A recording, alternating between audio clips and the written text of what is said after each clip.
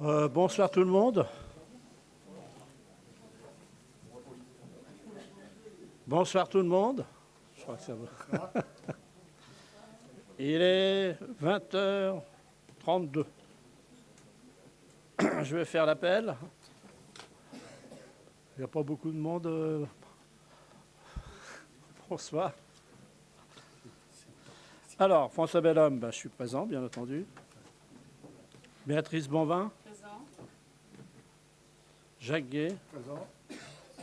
Armel Théron-Caplin. Présent. Denis Durand. Présent. Patricia Evenot. Jean-Paul Marchand. Présent. Christina Beugère, elle est absente. Elle n'a pas donné de pouvoir, Christine. Dominique Bonnet. Présent. Marie-France Durand, absente. Jean-Joseph Jourjean, présent. Simone Bellet. Guy David. Marc Baudelot. Philippe Poissonnier, absent. Sylvie Rouzet. Éric Rouanel, présent. Stéphanie Richard Duhamel, elle est excusée, elle donne pouvoir à Dominique Bonnet. Sonia Ducourov, absente. Emmanuel Sauteur. Cécile Combeau, elle est excusée, elle donne pouvoir à Madame Théron-Caplin, Armel. Claire Clérambeau, absente. Thomas Hamelot. Présent. Il est d'astreinte et donne pouvoir à Marc Baudelot qui est partant. D'accord, ok. Donc Marc Baudelot. Dalila Dorol, Madame, présente. Bruno Estampe, présent. Roland Amar, présent. Isabelle Marchand, elle est excusée, donne pouvoir à M. Bruno Estampe. Hélène Charrier, Madame. Et Fabrice Pichard, présent. Qui veut être secrétaire de séance? Béatrice? Madame Bonvin? Béatrice Bonvin.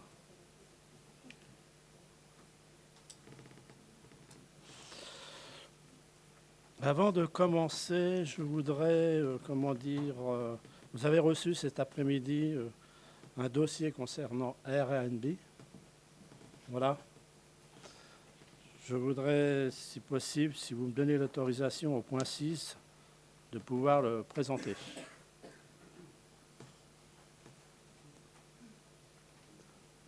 On vote. Non, juste avant de voter quand même. Oui, allez-y. Juste un regret, d'autant plus que c'est la deuxième fois. La dernière fois qu'il y avait eu ça, je ne parle pas sur le fond du dossier, Oui. pour qu'on soit tout à fait clair, mais sur la forme. Or, je m'interrogeais, vous m'excuserez, mais lire le contenu du mail, je me suis dit, mais c'est les vacances, c'est bien, il n'y a pas de souci, moi je n'ai pas à m'immiscer là-dedans, mais dire que parce que c'est les vacances, ça n'a pas été fait dans les délais, je vous avoue que je suis un petit peu tombé de ma chaise, pour le dire tout à fait clairement. J'ai tapé, moi, sur mon ordinateur, 30 secondes après, j'avais la délibération, le modèle de délibération. 30 secondes après.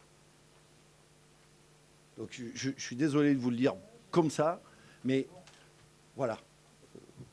C'est quand même assez hallucinant de voir que, parce que, légitimement, il y a des gens en vacances, en week-end, pas de souci, ça s'arrête de fonctionner. Ça, c'est la première chose. La deuxième chose...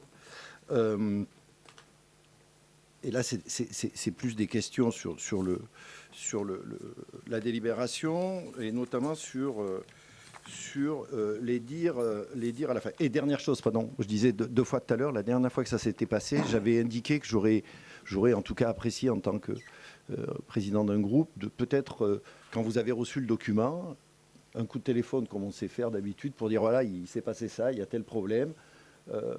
Je voulais vous en informer, préparer, vous allez recevoir une délibération. Ça m'aurait peut-être permis de vous dire, mais attendez, je vais vous filer un coup de main au moins pour trouver les éléments.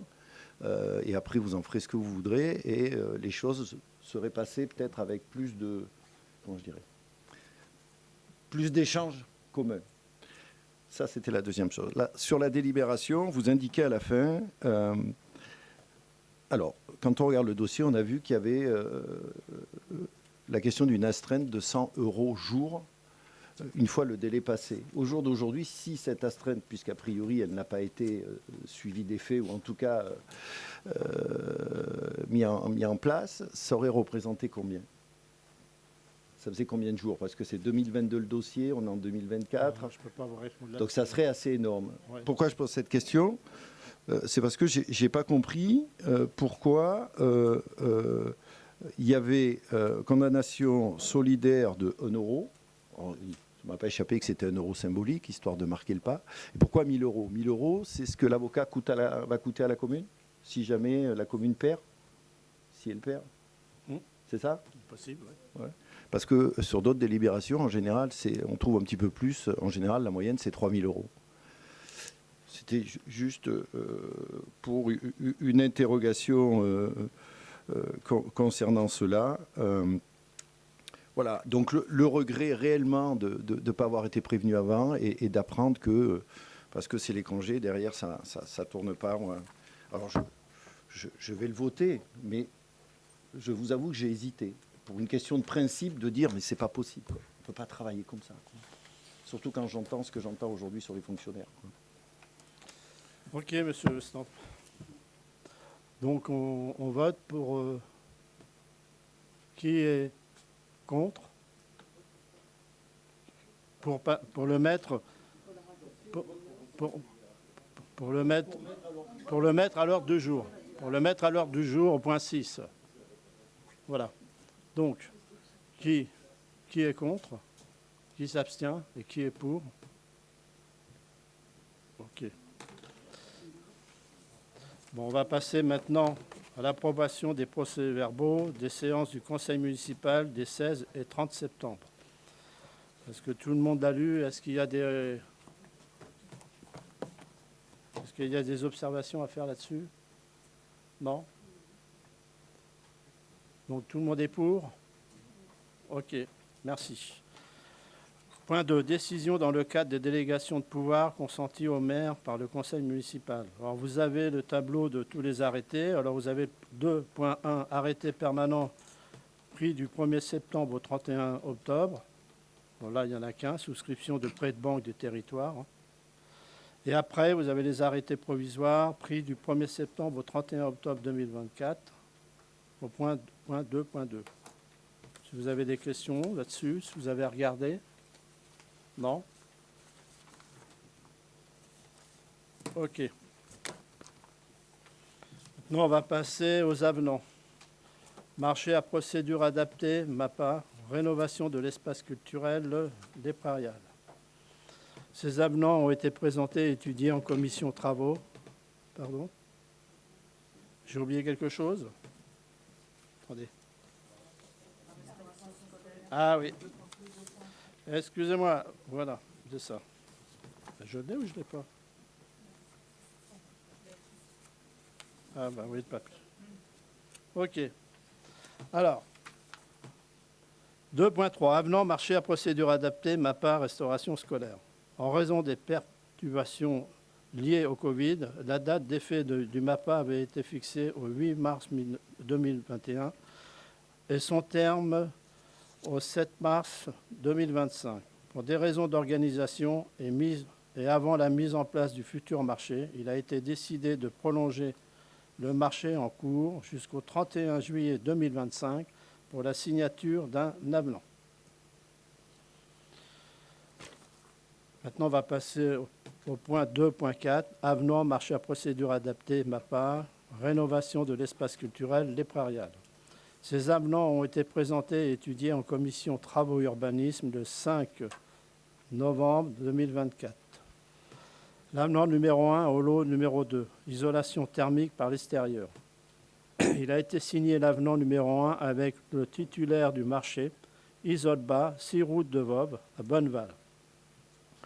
Le remplacement de l'isolation en vide sanitaire, Knof Therme, dalle, pour une projection d'isolant thermique en laine isotherme Eurisol. Donc, le nouveau montant du marché, il n'a pas bougé, hein, c'est le même qu'il avait initialement. Donc la somme en TTC, 317 361,10 €, ça fait un taux de 0%. L'avenant numéro 3 au lot numéro 8, plâtrerie, faux plafond. Il a été signé l'avenant numéro 3 avec le titulaire du marché Samuel Fernandez, 4 rue de la Garenne à Dreux pour intégrer.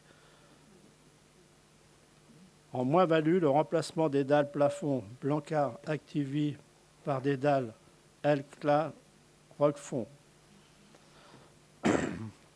Donc, le montant initial était de 135 380,58 €. Le premier avenant, le numéro 1, était de 3 978 €. Le montant de l'avenant numéro 2, moins 4 186,80 €. Le montant du présent avenant, moins 10 512 € alors en TTC. Le nouveau montant du marché est de 124 662,78 €. Ça fait un taux de diminution arrondi de moins 7,92%. L'avenant numéro 3 au lot numéro 15, chauffage, ventilation, plomberie, sanitaire. Il a été signé l'avenant numéro 3 avec le titulaire du marché Nervé Brousseau, rue des 4 Filles à Épernon. Alors, c'est le remplacement des radiateurs des sanitaires rez-de-chaussée et R+1 à la demande du maître d'ouvrage. Le montant initial était de 618 000 €. L'avenant numéro 1 était de moins 633,28 €. L'avenant numéro 2 de 7 591,88 €. Le montant du présent avenant est de 2 044,61 €. Ça fait un montant de 627 003,22 €. Cela fait un taux d'augmentation arrondi de 1,46 %. Voilà. Maintenant, on va passer aux finances. 3.1, fixation des durées d'amortissement des biens. M57, rapporteur, M. Jacques Guier. Bonsoir à tous. Alors, j'ai eu l'avis favorable de la Commission des finances du 30 octobre 2024, considérant qu'il convient de fixer les durées d'amortissement des immobilisations dans le cadre de l'instruction comptable et budgétaire M57 et considérant l'application de la règle du prorata temporis pour les nouvelles immobilisations depuis le passage à l'instruction comptable et logistique du M57. Voilà, je vous expose donc la mise en place de la nomenclature comptable et budgétaire M57 implique de fixer le mode de gestion des amortissements des immobilisations. Ce champ d'application reste défini par l'article R 2321-1 du Code général des collectivités territoriales qui fixe les règles applicables aux amortissements des communes. Les durées d'amortissement des immobilisations sont fixées librement pour chaque catégorie de biens par l'Assemblée délibérante, à l'exception des frais relatifs aux documents d'urbanisme qui sont amortis sur une durée maximum de 10 ans et des frais d'études et frais d'insertion non suivis de réalisation qui sont amortis sur une durée maximale de 5 ans. Et des subventions d'équipement versées qui sont amorties sur une durée de 5 ans pour les subventions de biens matériels et mobiliers et sur une durée de 30 ans pour le financement des biens immobiliers. Donc il est proposé de fixer les durées d'amortissement selon le tableau suivant. Donc les frais relatifs aux documents d'urbanisme en immobilisation incorporelle, donc frais relatifs aux documents d'urbanisme en durée de 10 ans d'amortissement, frais d'études non suivis de réalisation sur 1 an, et frais d'insertion non suivis de réalisation 1 an également, et les concessions en droit, les similaires, les brevets, licences, etc., donc sur 2 ans. Et en subvention d'équipement versé à des organismes privés, 5 ans, à des organismes publics, 10 ans. Immobilisation corporelle en matériel de transport, véhicules légers, 5 ans, camions, tracteurs et véhicules industriels, 8 ans. Matériel et outillage de voirie, 10 ans. Matériel d'incendie, 8 ans. Autre installation, matériel et outillage technique, 10 ans. Agencement et aménagement de terrain, comme les plantations, 15 ans. Agencement et aménagement de construction, 15 ans. Matériel de bureau, informatique, téléphone, reprographie, 4 ans. Matériel de musique, 5 ans. Mobilier et matériel scolaire, 10 ans. Autre matériel outillage, 10 ans. Et biens de faible valeur, inférieurs à 1 500 € TTC, 1 an. Bon, en ce qui concerne les biens d'une valeur inférieure à 1 500 € TTC seront imputés en section d'investissement s'ils justifient d'un caractère de durabilité sans équivoque et seront amortis sur une durée d'1 an. Pour les autres catégories de dépenses, la nomenclature M57 pose le principe de l'amortissement d'une immobilisation en prorata temporis. Cette disposition nécessite un changement de méthode comptable. L'amortissement prorata temporis est calculé pour chaque catégorie d'immobilisation au prorata du temps prévisible d'utilisation. L'amortissement commence à la date effective d'entrée du bien dans le patrimoine. Ce changement de méthode s'appliquera de manière progressive et ne concernera que les nouveaux flux réalisés à compter du 1er janvier 2024, sans retraitement des exercices clôturés. Ainsi, les plans d'amortissement qui ont été commencés suivant la nomenclature M14 se poursuivront jusqu'à l'amortissement complet selon les modalités définies par délibération numéro 2014-04 du 15 septembre 2014.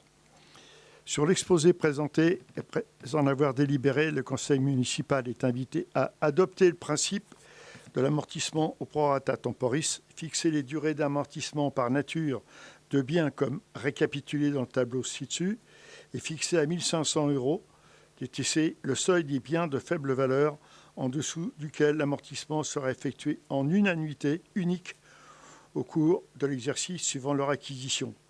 Ces biens seront sortis de l'actif et de l'inventaire comptable de leur donateur dès qu'ils ont été intégralement amortis, c'est-à-dire au 31 décembre de l'année qui suit de leur acquisition. Merci Jacques. Voilà, donc voilà, ça nous implique de fixer le mode d'amortissement, c'est la M57. Voilà. Si vous avez des questions à ce sujet. Oui, est-ce que vous pourriez, juste pour information, nous indiquer à quoi correspond la ligne frais relatif aux documents d'urbanisme, à savoir documents d'urbanisme, s'il vous plaît? C'est la première ligne. Frais relatifs aux documents d'urbanisme, compte 202, durée 10 ans. Ça correspond à quoi? Oui, c'est la révision du PLU. I, H. C'est la révision du PLU. Oui, mais le PLU, c'est la Comcom.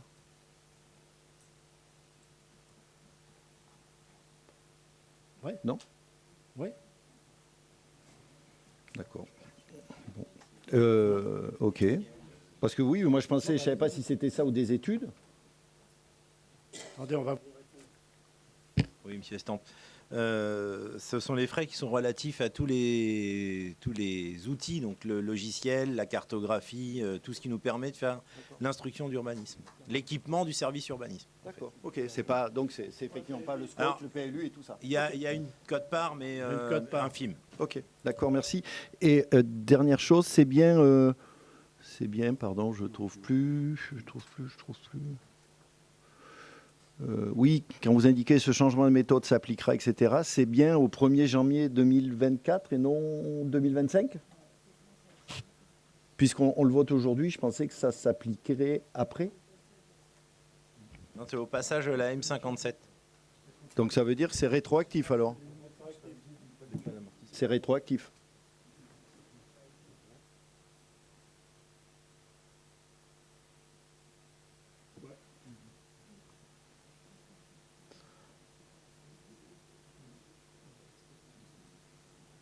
Ok.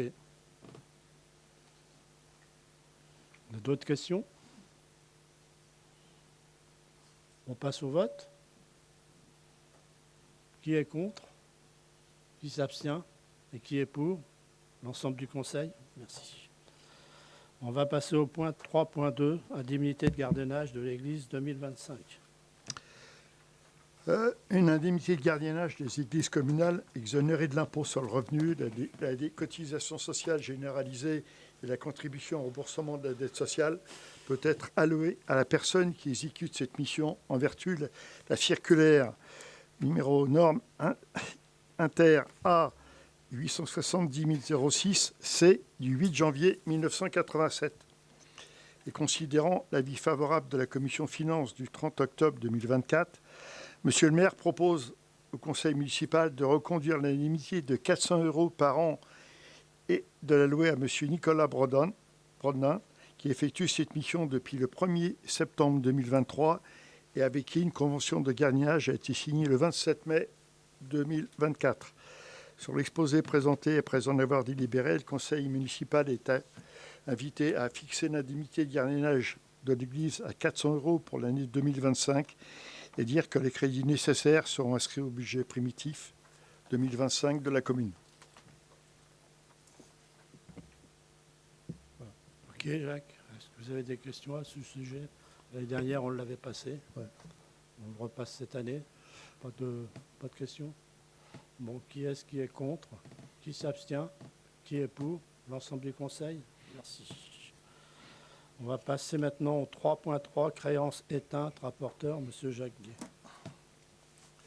Guay. Vu l'avis favorable de la commission finances du 30 octobre 2024 et considérant la transmission du 10 octobre 2024 par le comptable public du service de gestion comptable de charte de l'État, arrêté en date du 10 juin 2024, les produits irrécouvrables concernant les demandes d'admission en non-valeur et considérant le courrier de la DGFiP du 12 mars 2024 relatif à une décision judiciaire du 8 février 2024 au profit d'un administré pour l'effacement d'une dette de restauration scolaire d'un montant de 119,61 €.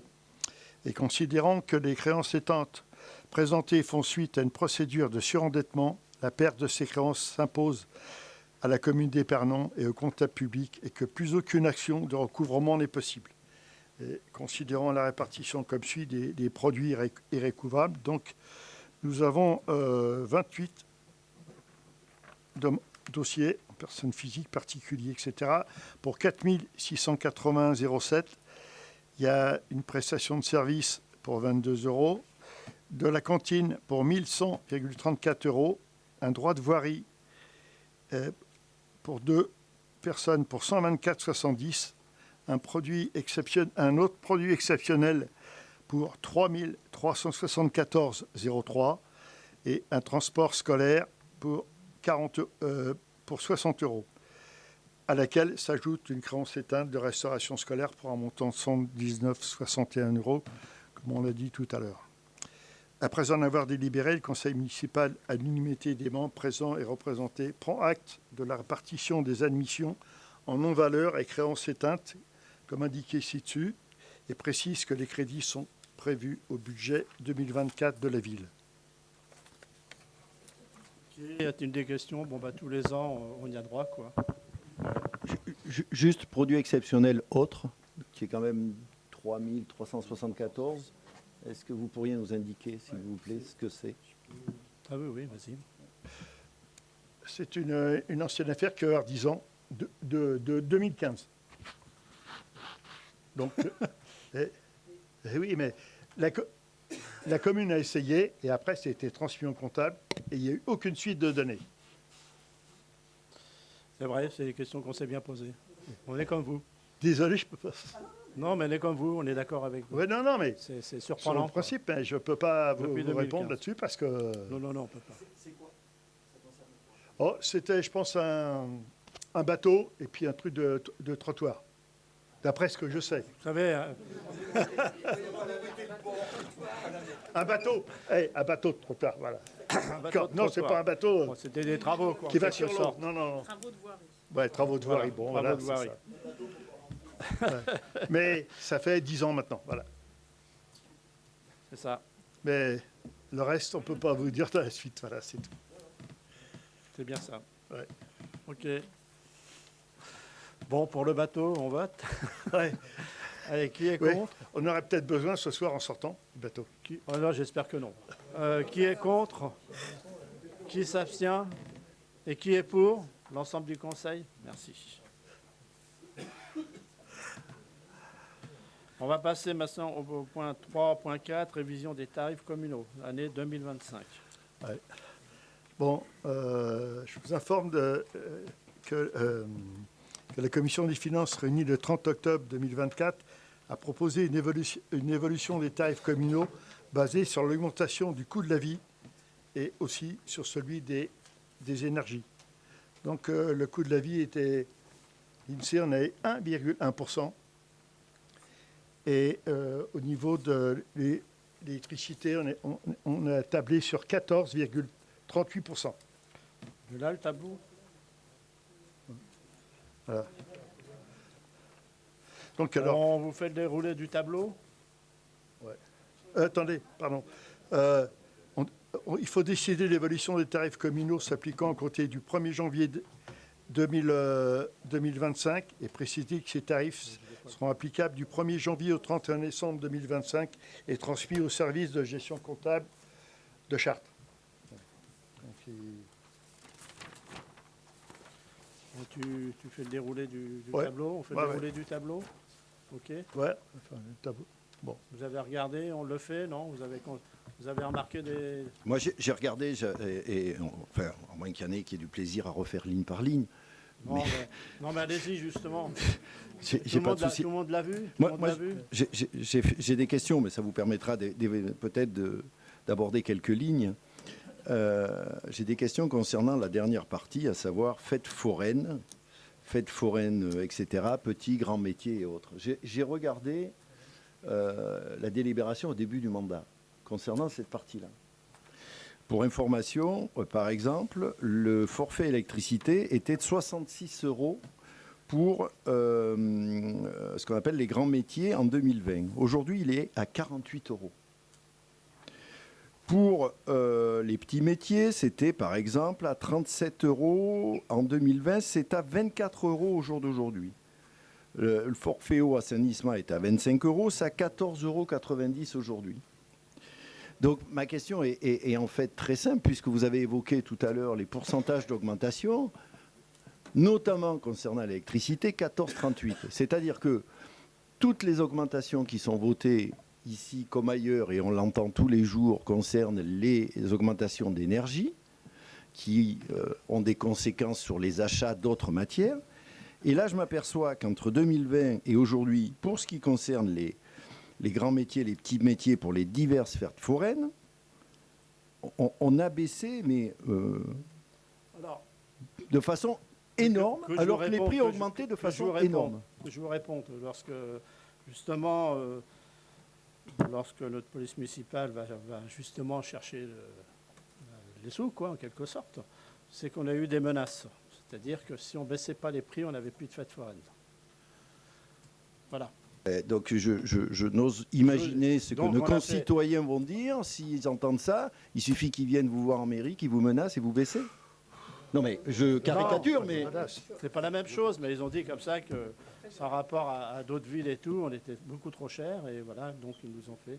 Rien que la fête de Pâques, vous voyez, il y a très peu de manèges qui viennent. Il y a cette raison-là aussi. Voilà la raison. Voilà pourquoi. il n'y a pas de menace. Hein, de toute façon. C'est pas une menace, hein. C'est pas une pas une menace. menace, Ils nous ont hein. fait non, non, mais comprendre- attendez, Ils nous ont fait comprendre que voilà, si c'est on vos continuait propos, à mais mettre des tarifs comme celui-ci, on ne voyait plus les. Voilà, c'est- ils venaient plus. c'est quand même assez étonnant d'entendre au fil des conseils, au fil des débats, au fil des émissions, au fil des journaux qu'on peut lire que les coûts énergétiques représentent un tel coût pour les collectivités ou autres qu'on augmente tout. Et je ne nie pas que ça ne représente pas un coût. Et que là, parce que certaines personnes ne sont pas contentes, en colère, l'expriment de façon normale ou anormale, on baisse autant les tarifs sur des coûts qui sont plus importants, et notamment quand on voit, par exemple, quand on va se promener et qu'on voit l'utilisation qui en est faite et de l'électricité et de l'eau. Moi, je veux bien que tout le monde doit travailler, Mais nos concitoyens travaillent aussi et payent des impôts, et payent des taxes, et payent de l'électricité, et payent du chauffage. Il y a quelque chose qui ne va pas là. Une question, monsieur Estampe. Que vous feriez quoi à notre place alors? Ah, voilà. Monsieur Jacques Gay.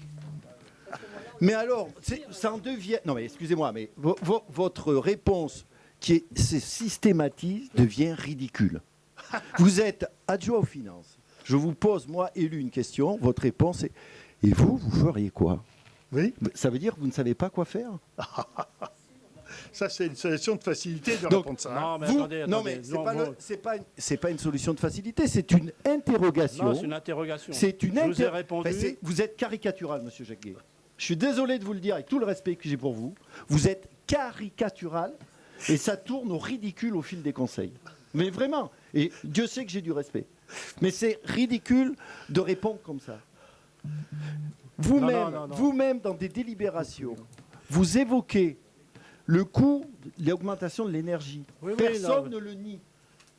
Ça fait débat. Et là, ça ne s'appliquerait pas parce que certaines personnes ont des pratiques qui est la leur, que l'on peut juger, que l'on peut légitimement interroger, me semble-t-il. Et la seule réponse que vous m'apportez, c'est « Et vous feriez quoi ?» Et si je vous disais « Je maintiendrai les coûts », ça vous ferait rigoler, j'imagine. Non, mais voilà, je vous ai Mais- donné la réponse, monsieur. Je l'entends, On est bien d'accord. monsieur Bello, Donc, mais comprenez c'est vrai mon que interrogation et comprenez C'est déjà peut-être une grosse celle de nos difficulté concitoyens. C'est lorsqu'ils tout. font le tour. Non, attendez, lorsqu'ils font le tour des caravanes, des métiers et tout, c'est toujours des discussions à en finir. Voilà. Donc là, mais je comprends ce que vous voulez dire. Vous êtes d'accord, mais si on veut que les fêtes foraines viennent sur notre commune, voilà. Quoi, puis par rapport à d'autres villes. Sauf qu'on paye l'électricité. Oui, sauf qu'il a, oui, mais sauf oui. qu'il a une importance Oui. sur nos Oui. budgets de fonctionnement. Oui. On est bien d'accord.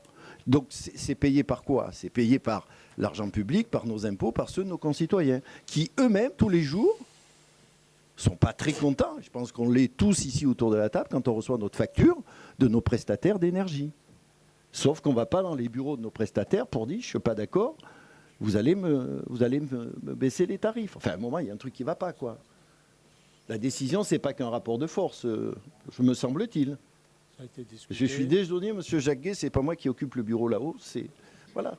Donc ne me demandez Non, pas mais- une décision qui ne m'appartient pas. Si je devais la prendre, je la prendrais, monsieur Jacquet. Je n'ai pas de souci avec ça. Mais arrêtez avec ce genre de réponse, quoi. Parce que vous ridiculisez. Oh, c'est trop bon, ça. C'est gentil ce que vous dites. Allez-y.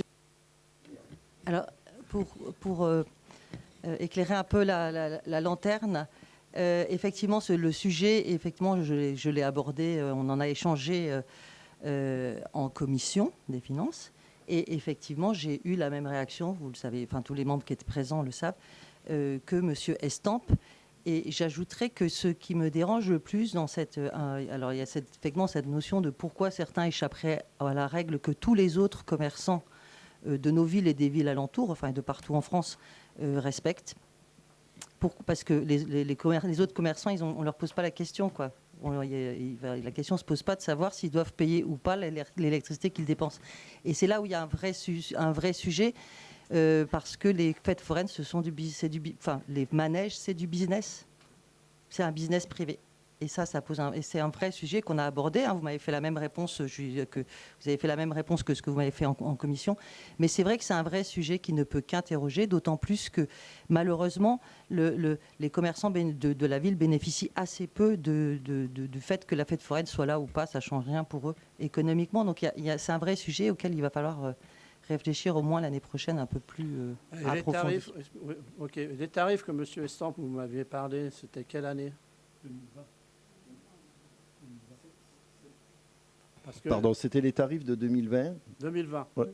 Oui, parce que là, les tarifs 2024, on les avait votés, c'était les mêmes. Sauf que là, on a augmenté. Mais je l'avais dit. On est bien d'accord. Je l'avais dit. Oui, oui, J'étais vous déjà l'aviez dit. intervenu C'est ça. dessus, puisque bien je l'avais. d'accord. Voilà. Donc je l'avais dit. Je le redis cette année parce que je trouve que les écarts sont énormes.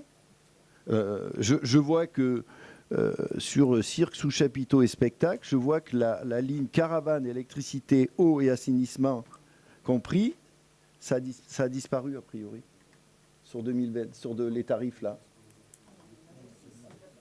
Donc, Les tarifs caravane. c'est passé où, alors? Sur quelle ligne?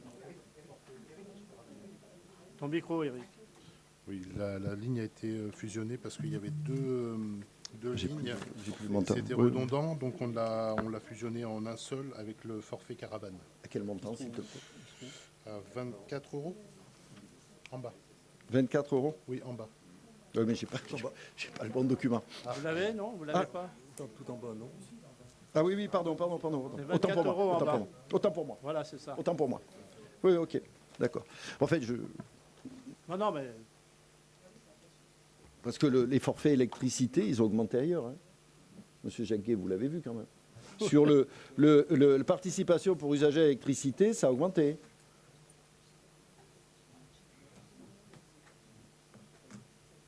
Jacques, Je pense qu'il faudrait un moment qui est on t'a posé une question. un juste milieu et que ça ne soit pas nos concitoyens aimables, gentils, respectueux pour la majorité de la loi, qui eux soient pénalisés pour ceux qui crient un peu plus fort que les autres. Juste, Madame Bonvin, vous n'êtes pas obligé. Vous ne plus, mais bien sûr. Non, non. Ils mettent autant d'énergie pour dépenser. Déjà, à la fête de Pâques, vous avez remarqué combien il y a de manèges? Il y en a de moins en moins. Ok, bon. juste quelques chiffres objectifs. Cette délibération parle de l'augmentation du prix des énergies, mais si vous regardez sur le site de l'INSEE, qu'est-ce qu'on voit? Que le prix de l'électricité a baissé de 2% en octobre, après moins 3,3% en septembre. Et les prévisions du gouvernement, Bruno Le Maire avant qu'il parte, et la commission de régulation de l'énergie prévoient une baisse de l'électricité au 1er février de 9%. Donc, le prix des énergies augmente, mais pas le prix de l'électricité. Donc, moi, je ne peux pas voter ça parce que le prix de l'électricité baisse depuis quelque temps et on anticipe une baisse encore plus importante au début de l'année prochaine. Oui, mais bon, mais ça, c'est pas... Ah bah écoute, non, mais c'est pas le gouvernement, c'est... Non, mais monsieur... Mais non, mais vous parlez du gouvernement. Ces chiffres sont avancés par l'INSEE et la commission de régulation de l'énergie. C'est pas le ministre. On peut se réjouir que le prix de l'électricité baisse quand même. C'est ce que vous pourriez vous réjouir pour nos concitoyens et pour les Sparnoniens. Ça a l'air de vous gêner que le prix de l'électricité baisse. C'est quand même une bonne nouvelle pour tous les Sparnoniens. Si le prix de l'énergie et l'électricité baisse, il n'y a pas lieu d'augmenter les tarifs en fonction du prix des énergies. Bon, ok, Voilà. ok. Bon, on va passer au vote. Bon, on passe au vote. Ouais, moi, par rapport à ça, je m'abstiendrai sur cette délibération, puisqu'on ne peut pas les voter ligne par ligne.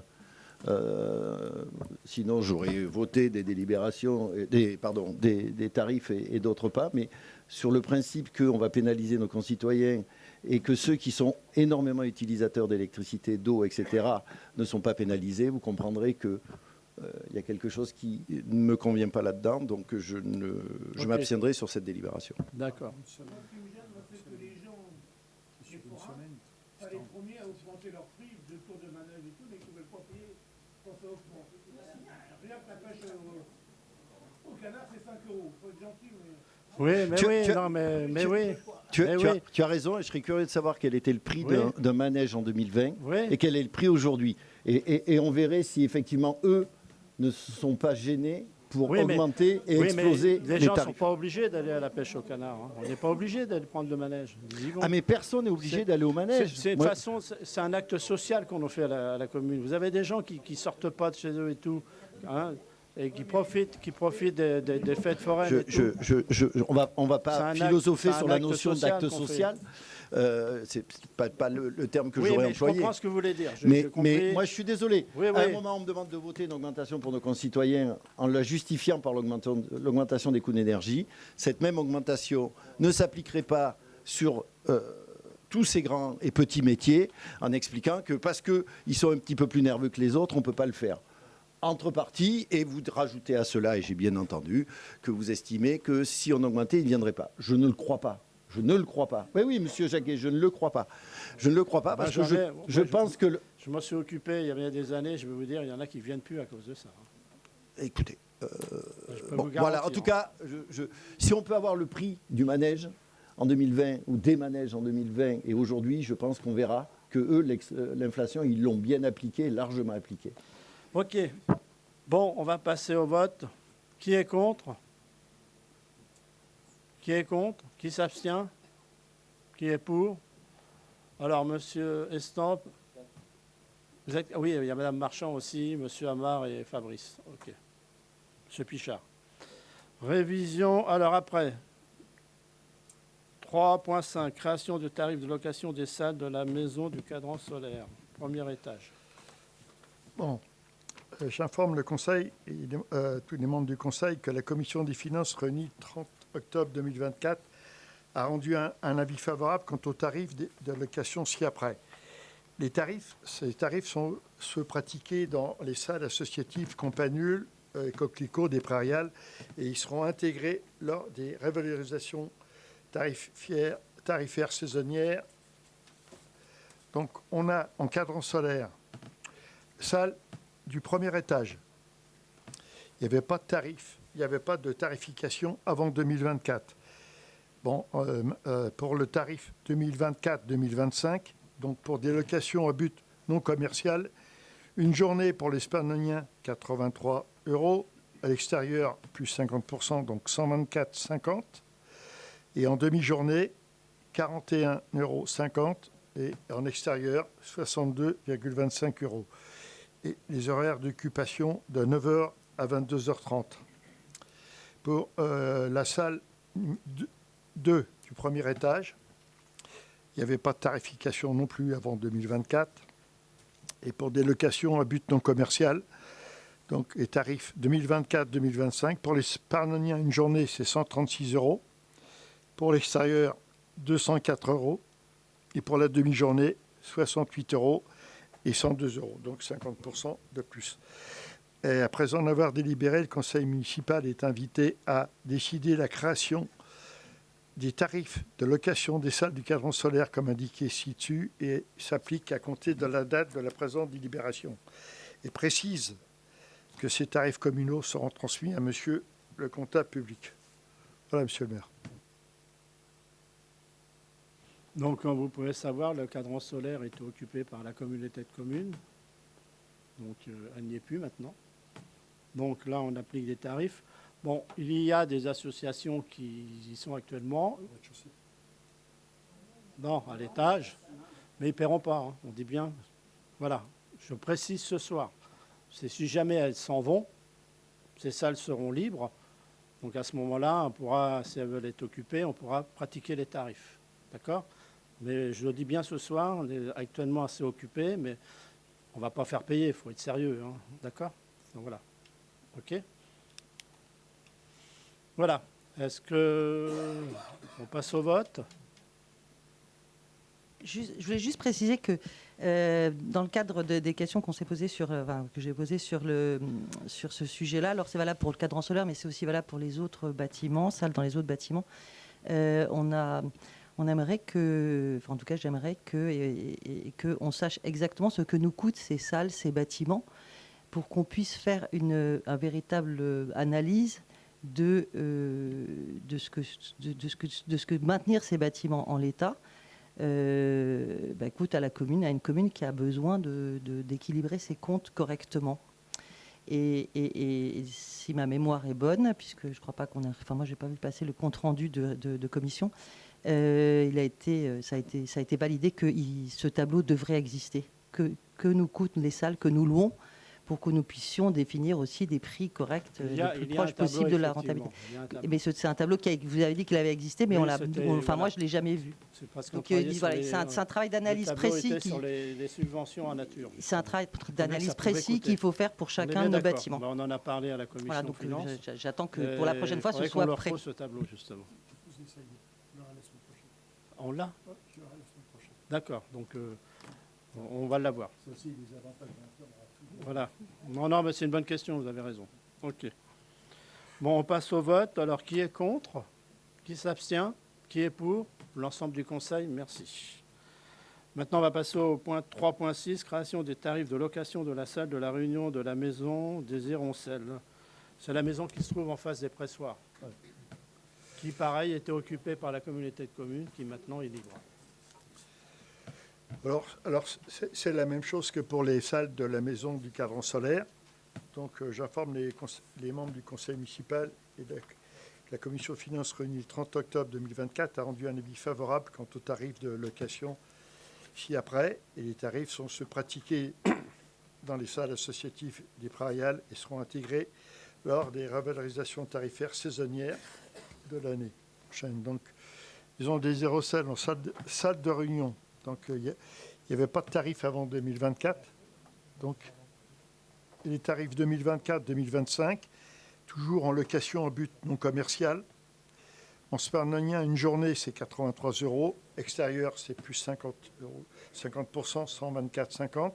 Et en demi-journée, 41,50. Et pour l'extérieur, 62,25. Donc, les horaires d'occupation, c'est 9h, 22h30. Et sur l'exposé présenté, et présent d'avoir délibéré, le conseil municipal est invité à décider la création des tarifs de location de la salle de réunion de la maison des Héroncelles, comme indiqué ci-dessus, et s'appliquant à compter de la date de la présente délibération, et préciser que ces tarifs communaux seront transmis à monsieur le comptable public. Voilà, monsieur le maire.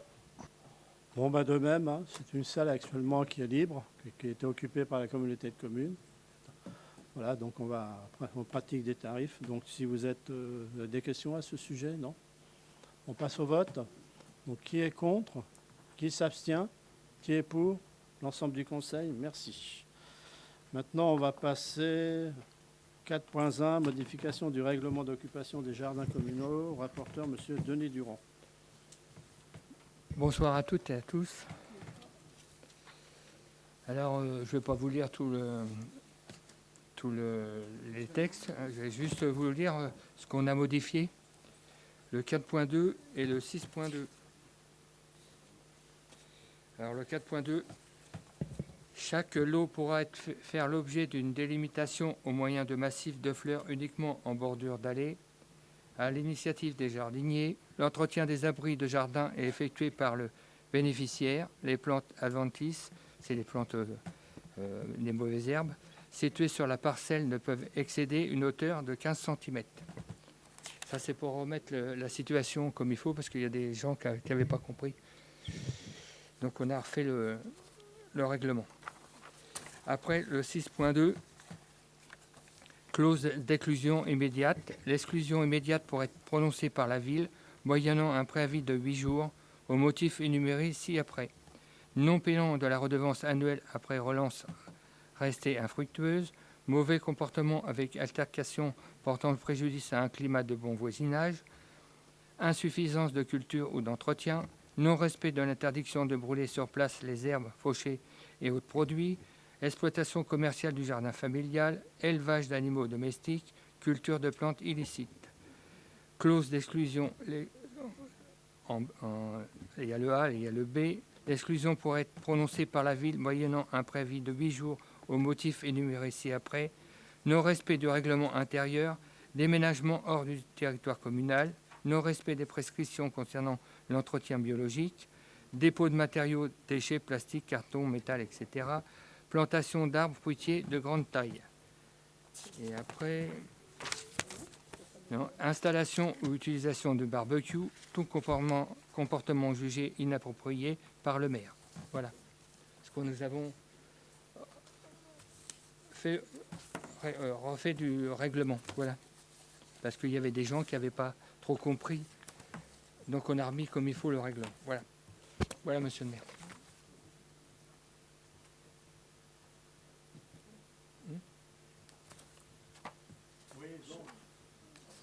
À ce sujet, on avait des personnes qui entretenaient bien leur jardin, d'ailleurs, c'était qu'elles, mais ils avaient des voisins à côté où ils laissaient des herbes d'une certaine hauteur, en graines et tout. Donc on a été un peu rappelé à l'ordre parce qu'ils considéraient que c'était pas, voilà, ils ne voulaient pas non plus se retrouver envahis par ces herbes. Ouais. Il y avait ça, hein, je pense. Hein. Ouais. Et puis il y en a qui qui n'entretenaient pas beaucoup leur jardin, donc c'était un peu à l'abandon. Donc, oui, oui. Il y en a, c'est vrai. Oui, oui, Oui, oui. exactement. Oui, oui. Moi, Madame de Roll. j'étais là quand même. Combien de parcelles louées sur les 25 existantes? Toutes. Toutes? Ouais, Là, ça y est, elles sont toutes louées. ouais. D'accord. Et les personnes qui n'entretenaient pas leur jardin, ils Ils sont ont été plus. enlevés. Oui, et Bah, on leur a demandé ouais, de, ouais, ouais. de remettre les clés. Voilà, c'est ça. D'accord, ok. Ok, Et on a remis d'autres personnes à la place. d'accord. Sur l'exposé présenté et après en avoir délibéré, le conseil municipal est invité à accepter les modifications apportées au règlement intérieur des jardins communaux à usage de jardins familiaux. Autorisez monsieur le maire ou son représentant à le signer. Bon, voilà quoi. Donc, on va surveiller ça de plus près parce qu'il faut reconnaître que c'est Ouais, pas terrible. Ouais, non, il y a des gens, c'était compliqué. Donc, Ok. Bon, on va passer au vote. J'avais juste une interrogation sur juste un item. Tout comportement jugé inapproprié par le maire. Ça veut dire quoi? Parce que ça laisse ouvert le prisme de décision qui est hyper importante, quoi. Enfin, je sais pas, est-ce que c'est parce qu'il a les cheveux rouges? Je sais pas, moi. Ça veut dire quoi? Sa tête ne me revient pas. Non, mais je sais bien, mais ça peut être... Bah oui, mais je pense que le niveau de tolérance n'est pas le même pour tout le monde.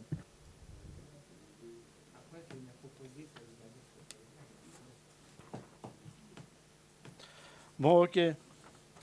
On va passer au vote. Qui est contre? Qui s'abstient? Qui est pour? L'ensemble du jeu. Merci. Maintenant, on va passer à l'intercommunalité. Approbation du rapport de la CLET, Commission locale d'évaluation des charges, transféré le 26 septembre 2024. Alors, je vous informe que les membres du conseil municipal que la commission locale d'évaluation des charges transférée à CLET a transmis à chaque commune membre de la communauté de communes des Portes Auréliennes d'Île-de-France son rapport en date du 26 septembre 2024 relatif au transfert de la compétence périscolaire de la commune de Gallardon et au calcul de transfert de charges.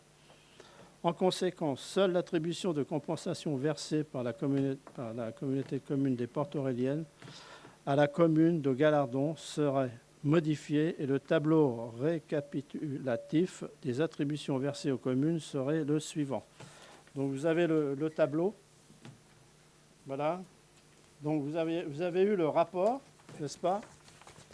Donc, le jeudi 26 septembre 2024 à 10 h, la commission locale d'évaluation, la CLET, de la communauté de communes des Portes Auréliennes, sur convocation adressée à chacun de ses membres, s'est réunie au siège de la communauté de communes des Portes Auréliennes d'Île-de-France à Épernon, sous la présidence de M. Darivert, élu président. Rappel du cadre légal de contexte particulier de la communauté de communes des Portes Auréliennes. Les impositions perçues par les groupements substitués aux communes pour l'application des dispositions relatives à la cotisation foncière des entreprises, à la cotisation sur la valeur ajoutée des entreprises, à l'imposition forfaitaire sur les entreprises de réseau, à la TASCOM et à la taxe additionnelle de la taxe foncière sur les propriétés non bâties sur le périmètre de la communauté de communes impliquent à chaque nouveau transfert et restitution de compétences la nécessaire évaluation des charges transférées entre les communes et établissements publics de coopération intercommunale. L'application de la communauté de communes de ces dispositions concerne à partir du 1er janvier 2024 la commune de Gallardon pour le transfert de la compétence périscolaire. Cette commune est en attente de calcul de leur attribution de compensation.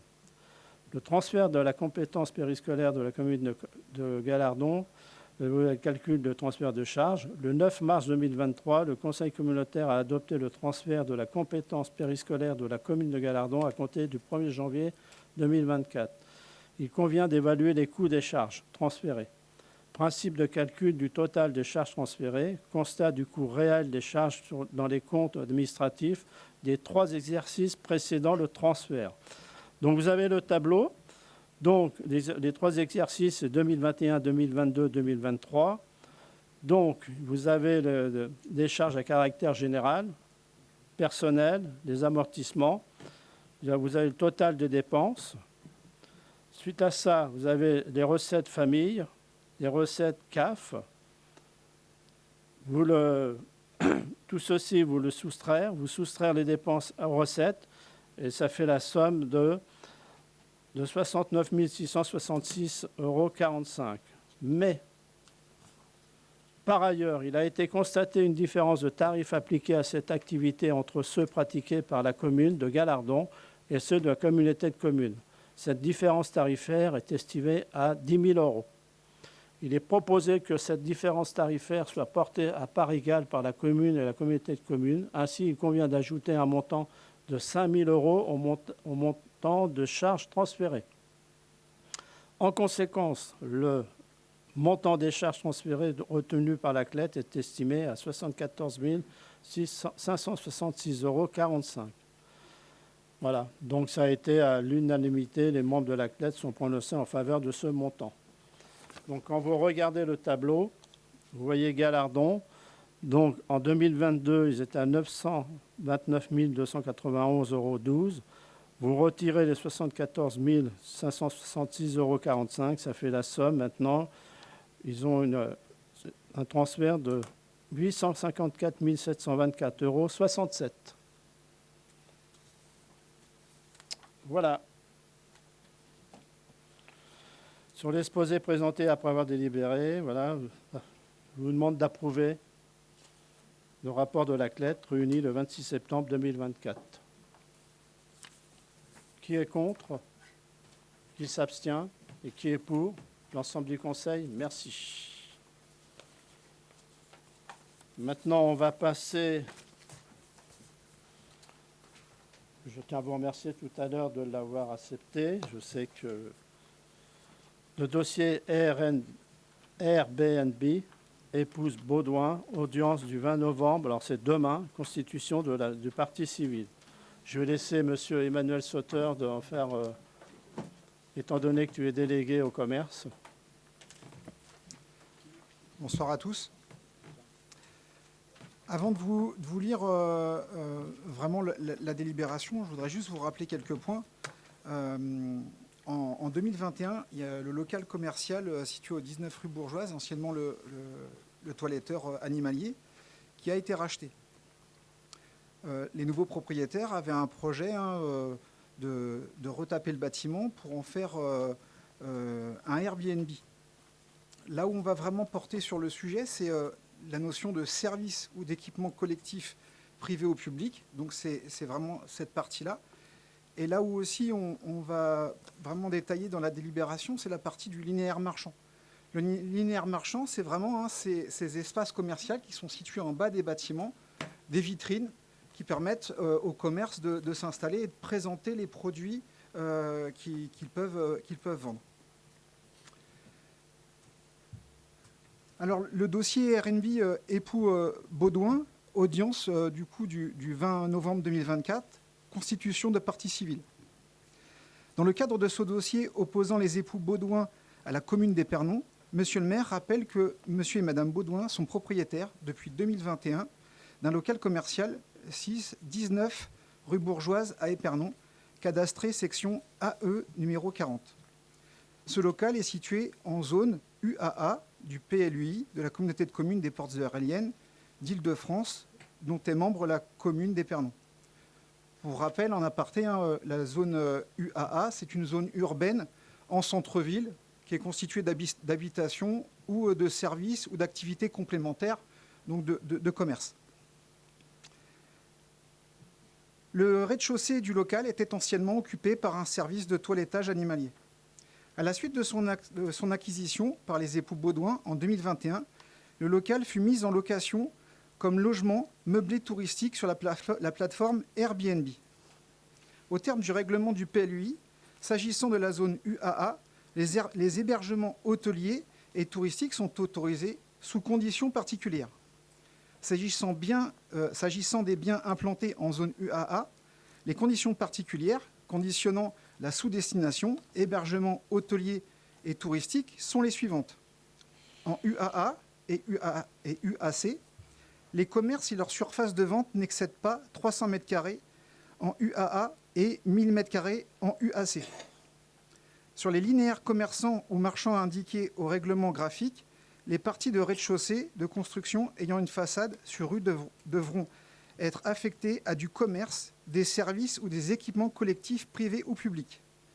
L'aménagement et extension mesurée des installations classées seulement si elles sont soumises à déclaration et si elles constituent une activité compatible à l'environnement urbain des centres-bourgs. À l'habitation ou l'hébergement permanent ou touristique, s'il n'est pas constitué en habitation légère, camping ou station caravane, les aires de stationnement de moins de 20 camping-cars peuvent être tolérées dans le respect des dispositions du SPA. Donc là, si on suit un petit peu le déroulé de ces propriétaires, c'était leur intention, c'était d'en faire un établissement de services et d'équipements collectifs privés ou publics. Précisément, le PLUI prévoit un linéaire marchand le long de la rue Bourgeoise, permettant ainsi de protéger l'activité commerciale. On retrouve dans le plan de zonage les différentes zones. Sur ce linéaire commerçant, les seules activités autorisées sont commerce et services ou équipements collectifs privés ou publics. Partant, une activité hébergement touristique type Airbnb n'est ainsi pas autorisée dans le local appartenant aux époux Baudouin, indiqué au règlement graphique du PLUI comme appartenant à un linéaire commerçant. Ainsi, un procès-verbal d'infraction a été établi le 17 octobre 2022 sur le fondement de l'article L480-1 du Code de l'urbanisme. Les infractions retenues au Code de l'urbanisme sont les suivantes. Exécution de travaux non autorisés par un permis de construire, délit prévu par les articles L421-1, R421-1 et R421-14 du Code de l'urbanisme est réprimé par l'article L480-4-1, L480-5 et L480-7 du dit Code NATINF 341. L'infraction aux dispositions du plan local d'urbanisme intercommunal, délit prévu par l'article L610-1, alinéa 1, L551-2, L651-8, L651-A, L151-9A42, L152-1, L174-4 du Code de l'urbanisme. Pour vraiment vous donner plus de détails, en fait, c'est au moment où ils ont fait la demande pour pouvoir faire des travaux dans l'espace commercial qu'ils sont venus en mairie en disant qu'ils souhaitaient du coup modifier la façade commerciale. Sinon, à part ça, nous, on n'avait pas de notion de leur projet puisqu'ils avaient commencé à faire des travaux uniquement à l'intérieur du bâtiment sans avoir précisé que leur intention d'en faire un type d'établissement de ce genre. Ce procès verbal a été notifié aux époux Baudouin le 19 octobre 2022 et fut adressé à Monsieur le procureur de la République près du tribunal judiciaire de Séance. Oui. La commune a donc exigé aux époux Baudouin de cesser cette activité non autorisée et de revenir à une destination conforme au linéaire commerçant prévu par le PLUI. En tout état de cause, cette transformation est contraire au règlement du PLUI du Val-d'Rouette. Sur les linéaires commerçants ou marchands indiqués au règlement graphique, les parties au rez-de-chaussée de construction ayant une façade sur rue devront être affectées à du commerce, des services ou des équipements collectifs privés ou publics. Or, votre activité en tant que telle n'est constitutive ni de commerce, ni de service, mais d'une offre d'hébergement, ce qui ne constitue pas une infraction compatible avec notre linéaire marchand. Ainsi, je maintiens qu'il vous faut impérativement cesser cette activité et puis donc accéder à votre demande, et ne puis donc accéder à votre demande de régularisation. En l'absence de toute cessation volontaire d'activité, la commune a mis en demeure les époux Baudouin d'y procéder dans un délai de 2 mois et sous astreinte. Là, ce qu'il faut vraiment se dire, c'est qu'il y a quand même une démarche pour essayer de trouver une entente, pour essayer de corriger avant qu'on en arrive à cette ultime étape. En l'absence de toute cession volontaire d'activité, la commune a mis en demeure les époux Baudouin pour y procéder dans un délai de 2 mois et sous astreinte. Suite à la transformation d'un local commercial situé 19 rue Bourgeoise à Épernon sur une parcelle cadastrée AE numéro 40, en meublé de tourisme type Airbnb, en dépit de la présence d'un linéaire commercial visant à préserver les commerces en centre-ville. Un procès-verbal d'infraction a été dressé à votre encontre pour exécution de travaux non autorisés par un permis de construire. Délit prévu par l'article L421-1, R421-1 et R421-14 du Code de l'urbanisme. Et infraction aux dispositions du plan local d'urbanisme intercommunal, délit prévu par les articles L610-1, alinéa 1, L151-2, L151-8, L151-A942, L152-1, L174-4 du Code de l'urbanisme. Constatant, suite à nos échanges, l'absence de régularisation de cette situation, vous êtes mis en demeure d'y remédier d'ici 2 mois, jour pour jour, à compter de la réception de cette lettre. Compte tenu de votre refus manifeste de coopérer, cette mise en demeure est assortie d'une astreinte de 100 € par jour de retard observé en l'application des articles L481-1 à L481-3 du Code de l'urbanisme. Là encore, sans succès. L'exploitation d'une activité incompatible avec les prescriptions du PLUI est pourtant constitutive d'une infraction au sens des articles L480-1 et suivant le Code de l'urbanisme. Code NATINF 4572. Infraction aux dispositions du plan local d'urbanisme et du plan d'occupation des sols. La commune a été rendue destinataire d'un courrier de la part du tribunal correctionnel de Chartres précisant qu'une audience était prévue le 20 novembre 2024 à 8h30. Monsieur et Madame Baudouin sont poursuivis pour les infractions précitées.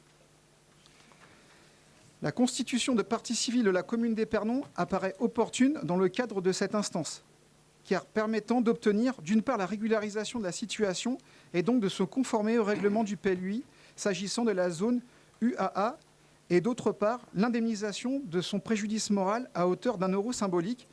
Elle sollicitera par ailleurs la condamnation des prévenus à lui verser une somme de 1 000 € au titre de l'article 475-1 du Code de procédure pénale.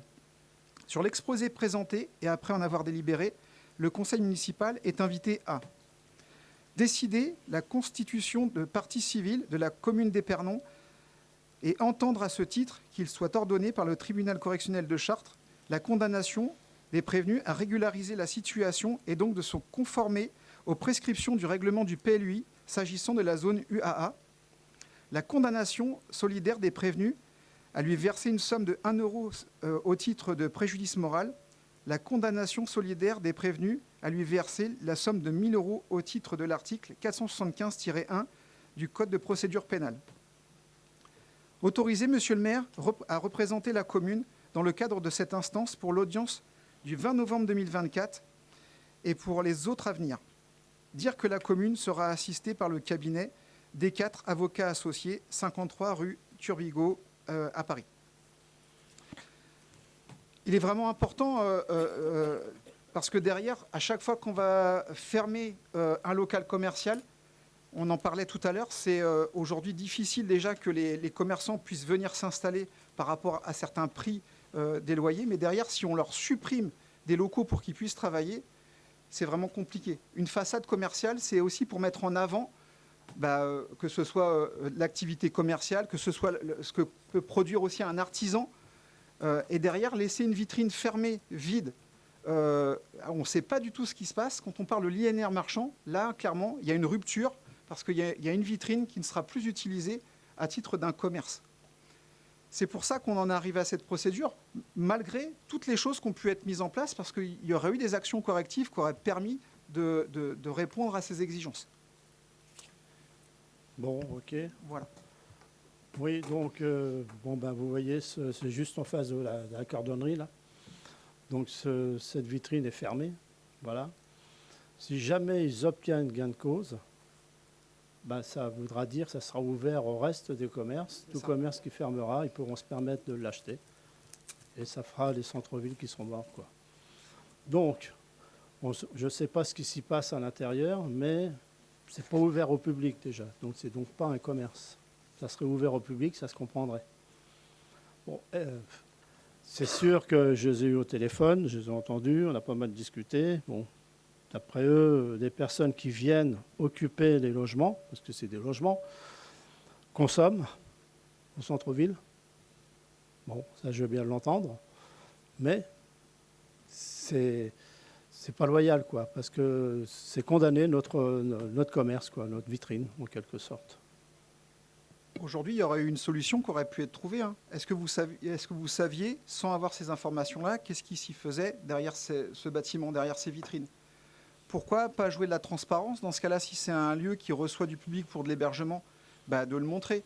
Pourquoi aujourd'hui ne pas se servir de cette vitrine pour l'animer, par exemple, pour présenter des objets d'art, par exemple, ou en tout cas pour essayer de dynamiser ce centre-ville? Aujourd'hui, c'est une vitrine qui est fermée, qui est bâchée, et l'objet de leur demande, c'était complètement de la supprimer.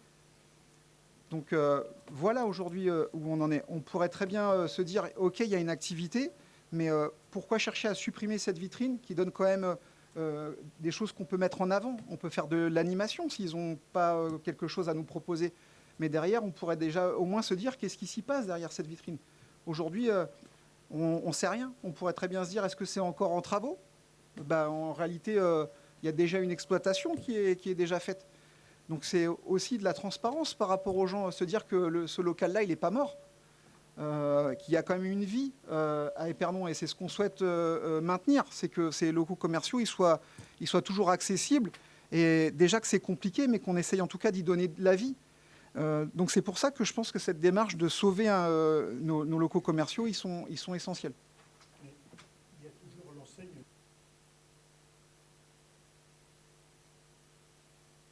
Question. Plus d'un côté, être sec.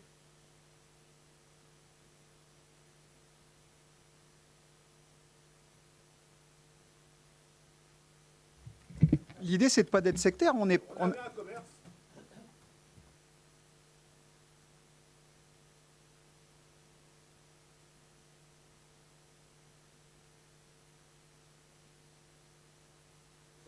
c'est juste. C'est justement ce qu'on souhaite. Ce qu'on veut, c'est qu'il reste dans les dispositions qui sont écrites. Il pourrait très bien en faire un commerce.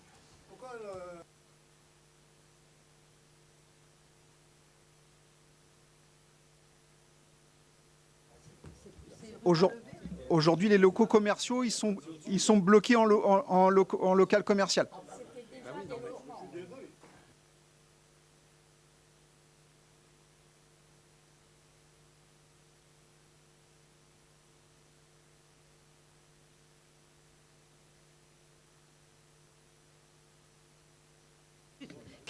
Juste une question. Quand ce bâtiment a été, enfin la propriété de ce bâtiment a été transférée, on savait, enfin la ville sait très bien quand les commerces ne fonctionnent plus et qui sont transférés. À quel moment est-ce que vous saviez qui allait acheter ce bâtiment et ce commerce en l'occurrence? Pourquoi est-ce que qu'est-ce qui fait qu'en amont on n'a pas été vigilant sur cette question-là? Parce que normalement, quand un commerce est transféré, souvent la ville est souvent au courant du projet qui va s'y installer. On a été vigilant, madame, depuis le début. On est dessus. Depuis le début. Mais ils n'ont pas écouté. Ils n'ont rien voulu savoir. Ils savaient, quand ils ont pris le commerce, quand ils ont racheté, vous saviez qu'il y avait une activité Airbnb qui allait s'installer ou pas? Non. Ah, ok. Mais, non. Et très bien. Non. Et eux savaient-ils dès le départ qu'à partir du moment où ils s'installaient là, ils ne pouvaient pas utiliser le rez-de-chaussée comme autre chose que comme une activité ouverte au public sur la rue, si j'ose dire? Où est l'ambiguïté qui fait qu'on amène à ça? Très clairement, déjà pour la première partie, quand les gens ils souhaitent racheter un local commercial, ils savent très bien que ce local commercial, il est à destination d'en faire un commerce. Il n'est pas question d'en faire autre chose. Aujourd'hui, c'est établi dans le PLUI. Quand ils viennent faire, laissez-moi finir. Quand ils viennent en mairie, en fait, on ne sait pas leur projet. On sait qu'ils achètent un local commercial. On n'a pas de détails. Par contre, les éléments, ils sont donnés au notaire lors de l'achat, de la transaction. Donc, ils savent très bien qu'ils achètent un local commercial avec des règles bien précises. Donc, le notaire, il leur a précisé cette information-là. Je ne vais pas rentrer dans le détail du dossier, mais il y a eu des échanges entre le notaire et puis nos services. Derrière, là où il joue, à mon avis, c'est sur la détermination du linéaire marchand. Le linéaire marchand, c'est bien à un moment donné d'éviter une rupture, justement, de ces commerces. Qu'ils en fassent un Airbnb. C'est pas grave. Pas de souci. Dans le principe, dans le fond, et les textes que je vous ai expliqués, ils en ont la possibilité. Oui. C'est de casser cette vitrine. Parce que, en fait, si on commence à occulter une vitrine, demain, on y fait un mur. Et puis, le local commercial n'est plus commercial. C'est une habitation. Parce que dans la prochaine revente, il n'y a pas de linéaire marchand, parce qu'il n'y a plus de vitrine. Ce que j'ai du mal à comprendre, c'est comment est-ce qu'on peut imaginer qu'une activité Airbnb va générer une vie commerciale au rez-de-chaussée. Il y a quelque chose qui m'échappe là, parce qu'on sait tous ce que c'est qu'un Airbnb. Je veux dire, c'est pas le but du jeu, c'est de faire des loyers. C'est pas un hôtel, c'est pas un. Vous avez tout dit, c'est pas un hôtel. Un hôtel, c'est classé dans un commerce. Je suis étonnée de cette.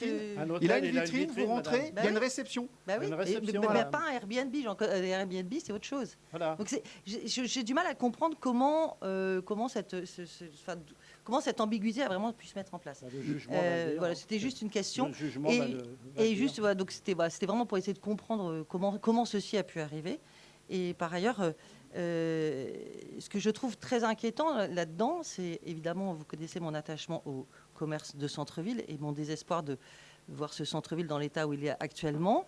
Et je me demande aussi dans quelle mesure ce type de projet, mais que ce n'est pas la première fois qu'on voit un rez-de-chaussée de commerce transformé en logement à Épernon, en centre-ville. Peu importe. Eh bien oui, ici, il y en a rue Saint-Pierre, c'est le cas par exemple. Rue Saint-Pierre, on a connu des commerces. Depuis l'établissement du PLUI tel qu'il est là, non, mais le PLUI a été mis en place justement pour préserver les commerces. Je parle dans le temps. Il y a quand même Excusez-moi, j'y étais pas. Oui. Non, mais il y a quand même un mouvement qui s'est fait dans ce sens-là, malheureusement, on est d'accord. Hein. Et je trouve que cette mésaventure, parce que c'est effectivement une mésaventure, est quand même révélateur de quelque chose qui va vraiment pas bien dans notre centre-ville, parce que nos commerces, nos vitrines, on en a de plus en plus qui sont vides, c'est une réalité, ou qui ont du mal à se remplir une fois, ou qui sont remplis par des trucs qui sont un peu bancals, quoi, on va pas se mentir. Donc je pense que c'est la réflexion au-delà de cet aspect strictement juridique qu'il faut évidemment mener. Il y a une règle qui doit être respectée, on est d'accord. Je pense que ces choses-là devraient nous alerter extrêmement profondément pour qu'on accélère le mouvement sur que faire de notre centre-ville tout de suite. Aujourd'hui, très clairement, il y a les dispositions réglementaires pour préserver nos commerces. Pour le préserver, il faut le remplir. Après, si on n'attire pas dans notre centre-ville... Après, le problème, c'est que si vous avez les commerces les commerçants pour pouvoir venir et que vous arrivez à les remplir, il n'y a aucun souci, vous êtes la bienvenue. Aujourd'hui, c'est pas à notre main. Par contre, à notre main, c'est de préserver ces commerces. Et aujourd'hui, c'est pour ça qu'on en est là, parce que le PLUI, il est là pour les défendre, il est là pour essayer de préserver les locaux commerciaux, et qu'aujourd'hui, il y a eu une dérive. Cette dérive, pour moi, elle est volontaire, parce que je vous ai bien précisé qu'il y a eu plusieurs alertes qui ont été faites sur ce sujet, et malgré tout, il persiste dans la démarche. Que la démarche juridique doit être menée, ça, j'ai absolument aucun doute là-dessus. Il y a une règle, elle doit être respectée, sinon on n'en finit plus. Je me permets juste de noter que ce type de choses, ce type de démarche, peu importe à quel moment ça a été fermé, peu importe, quand on prend tout ce qui a évolué dans les 20 ou 25 dernières années, ou 30 même si vous voulez, dans le registre de la transformation des devantures de boutiques en autre chose ou en des trucs un peu bizarroïdes, ça devrait nous alerter pour dire notre urgence, c'est de travailler ce centre-ville pour qu'on n'ayons plus à subir ce genre de choses, qui est le fait de notre faiblesse. Vous savez bien que quand quelqu'un veut s'installer dans un commerce, vous ne pouvez pas lui refuser de s'installer. Même si le commerce, il vous paraît bancal, il a l'autorisation de s'installer. Ok. Juste pour info, la partie, le premier étage est aussi propriété de cette personne.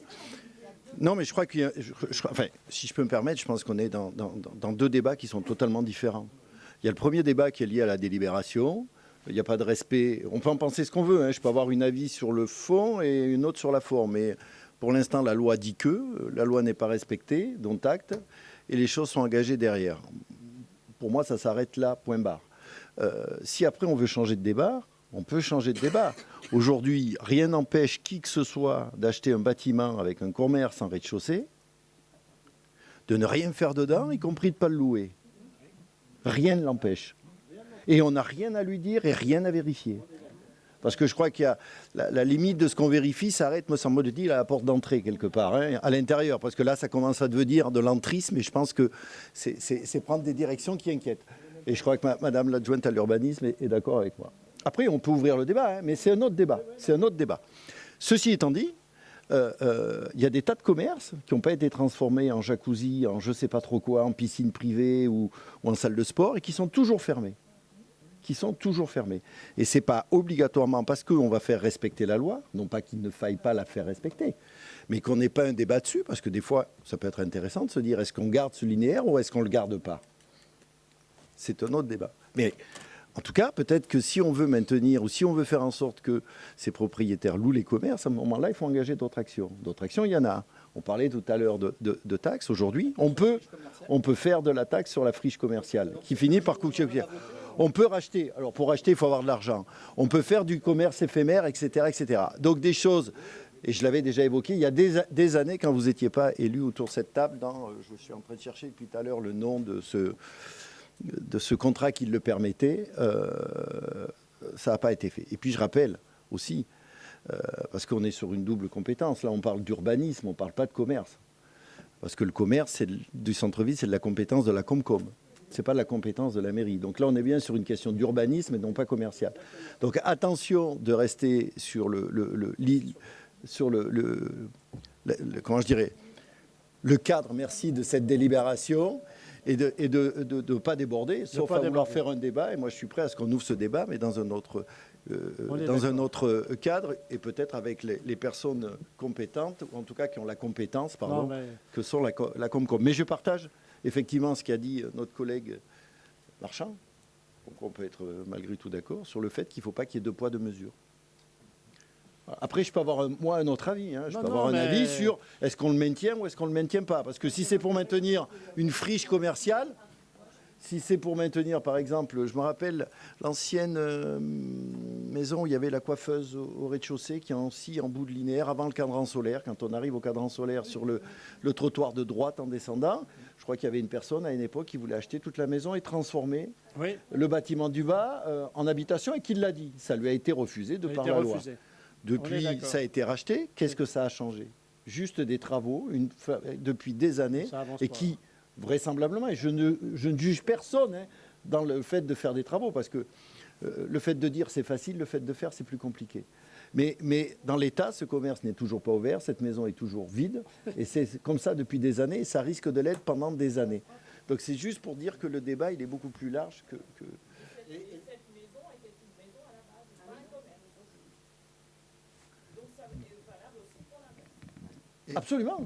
Absolument, on est d'accord. Et le problème, c'est que parfois, il y a bien des choses qui existent. Vous parliez, je pense, de la taxe sur la friche commerciale, mais derrière, ce n'est pas parce qu'on va taxer les gens qu'on va forcément réouvrir les commerces, puisque ça rentre vraiment dans un cadre vraiment particulier. Et j'observe aussi ce qui se fait dans d'autres communes, par exemple à Ono, où la taxe sur la friche commerciale elle a été mise en place, et ça n'a pas forcément fonctionné comme on l'aurait espéré.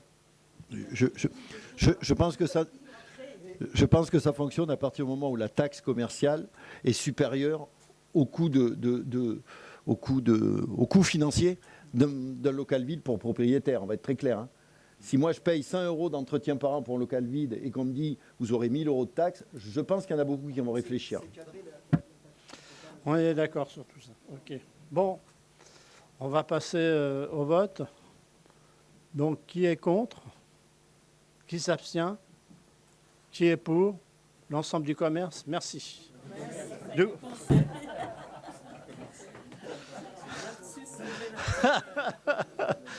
Non, mais merci pour le débat. Ouais. Bon, après, vous avez le rapport d'activité de la communauté de communes. Vous l'avez tous, vous l'avez regardé? Hein, je vous laisse... Moi, j'avais deux questions. C'est dommage, je pensais que Monsieur le Président serait là puisqu'il était là les autres années. Mais bon, j'avais deux questions, mais Non, bah, allez-y. je la pose au vice-président. Et ces deux questions liées à Épernon, bien évidemment. La première, c'est où en est-on, parce que ce n'est pas indiqué dans le rapport, mais où en est-on de l'ère des gens du voyage, puisque de l'argent avait été engagé à l'époque du Val-d'Rouette, etc. On avait pris le PFLI centre, c'est plus Cœur de Bosse, mais centre France. Donc où on en est, parce que ça dure. J'ai une petite idée, mais c'est toujours mieux de dire les choses. Et la deuxième, et réellement, je regrette que ça ne soit pas dedans, c'est la question du GEMAPI. Pourquoi je regrette que ça ne soit pas dedans? Parce que ça a fait débat quand il y a eu des délibérations. Je sais qu'il y a des choses en cours, donc là-dessus, il n'y a pas de souci. Donc c'était aussi une façon, après 2 inondations qui ont touché Épernon, et c'est pourquoi je ne regrette pas, parce que ça n'a pas touché qu'Épernon, ça a touché d'autres communes aussi de la Comcom. Donc je pense que ce débat, même s'il est local, ne l'est pas que, et concerne tout le territoire et à 2 reprises en 15 jours. Donc on voit bien que ça prend des proportions, et si on extrapole sans mélanger, mais on voit bien ce qui se passe par exemple en Espagne, et on voit bien que c'est des choses qui deviennent de plus en plus récurrentes. Et j'aurais apprécié qu'on puisse, dans ce rapport, y avoir un point de ce qui est en cours, dans les conventions qui ont été signées, dans ce qui s'est construit avec Rambouillet Territoire et d'autres Comcom, des études qui doivent aboutir en 2025, pourquoi, pour faire quoi et vers où on se dégage, de l'utilisation, je l'ai dit là, mais je l'ai dit en Comcom, qui a été faite de la taxe qui a été votée et qui a rapporté 500 000 euros, pour laquelle moi j'estimais que s'il fallait faire quelque chose, ça devait être compensé par des économies sur le fonctionnement de la Comcom et non pas par un impôt supplémentaire.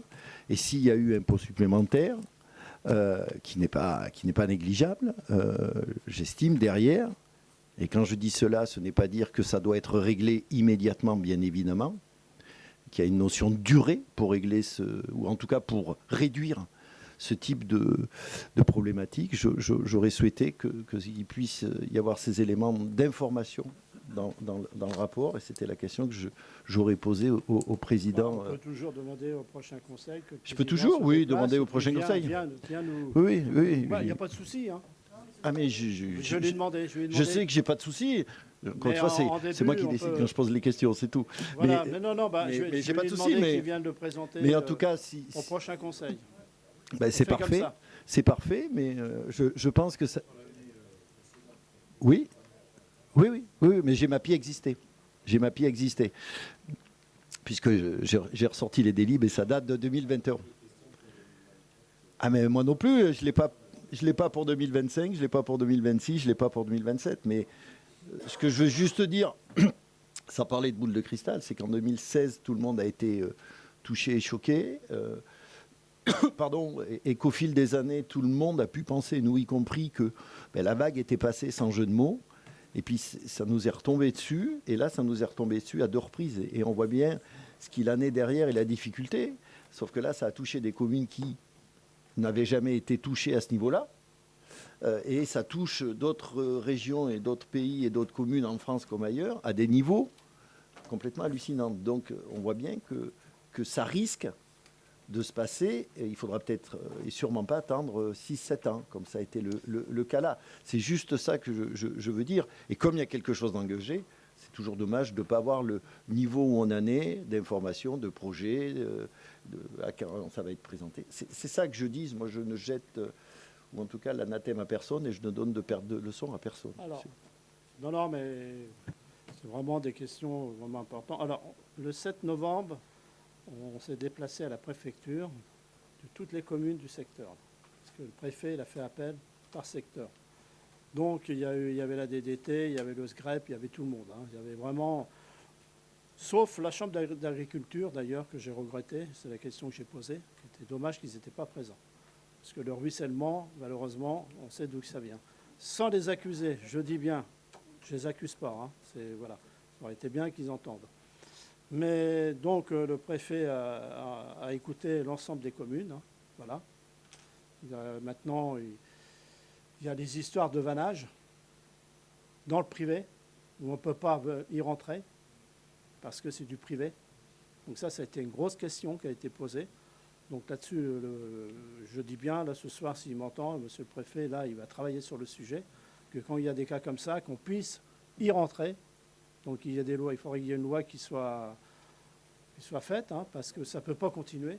Je ne sais pas s'il y a une loi, mais en tout cas, moi j'ai vu un arrêté qui a été pris dans un autre Ou département par un préfet, hein. obligeant les propriétaires publics et privés à ouvrir leurs vannes de tel moment à tel moment. Donc ça, c'était des grosses questions. Donc j'imagine hein. pas le préfet faire Voilà. un arrêté sans que la loi ne lui permette pas. Oui, oui, voilà. Bon. Enfin voilà, il va travailler sur tous ces sujets. Il va y avoir un PPRI aussi qui va être au sein de la communauté de communes, qui va être. Il y a le conseil communautaire qui va arriver. Il y a des questions à poser, c'est pas un souci. Hein. Même sur la GEMAPI, hein, on va savoir. Mais la GEMAPI, sachez que le ruissellement n'est pas dedans. C'est à la charge des communes. Et ça, les petites communes ne pourront pas, n'ont pas les moyens hein, pour. Donc il y a un gros travail de fait là-dessus. Est-ce que vous avez eu le rapport de la SMDVA? Vous l'avez pas eu? Non, non, non, non, pas ce soir. Non, mais en dehors de ça, est-ce que vous avez reçu par le syndicat? Non, le syndicat SM. Pas ce soir, hein, je veux dire. Vous n'avez pas eu? Il va falloir qu'on le renvoie alors. Bon, ben, on va vous l'envoyer. Hein. Voilà, il y a un rapport qui a été fait à ce sujet-là. C'est intéressant. Hein. Voilà, quoi. Je peux vous dire que. Il faut savoir que, comment dire, il y a eu 93 mm de cumul de précipitations enregistrés sur le bassin versant en 72 heures. C'est énorme. Hein. Et suite à un mois de septembre particulier pluvieux, 146 mm au mètre carré. Énorme. Bon, voilà, on va vous l'envoyer, d'accord? Voilà. Non, mais c'est vrai que ça ne va pas être facile, il faut reconnaître, c'est exceptionnel. Mais par rapport à 2016, ça a été beaucoup, beaucoup brutal, en sachant qu'il y a eu une deuxième inondation qui est arrivée la semaine d'après. Il faut le savoir, hein, vous le saviez, hein, on était là. Hein. Moi, j'en profite ce soir pour remercier les agents, la police municipale, les gendarmes, les pompiers, tout le monde. Tout le monde s'y est mis. Hein. Moi, je remercie tous autour de la table, hein, ainsi que vous, les élus. Je crois que là-dessus, il y a eu un gros travail de fait. On a des compliments concernant le PCS, hein, le plan communal de sauvegarde. On nous en a fait des compliments. On a fait le maximum, je dis bien. Je pense que nos administrés sont satisfaits. Le ramassage, on n'a rien laissé sur les trottoirs. À fur et à mesure, on a été... Hein, il y a eu combien de tonnes en tout? 30 tonnes. 30 tonnes de ramassés. Voilà. Donc, voilà. Mais il y a un gros travail à faire là-dessus, oui, effectivement. Donc, les histoires de vannage sur Rambouillet, vous avez le rapport qui est dessus, vous allez voir. Moi, je pense que ce n'est pas dû à ça. Et c'est même pas dû à ça, d'ailleurs. Ça n'a rien à voir. Parce que le ruissellement, vous savez... c'est pas eux, hein.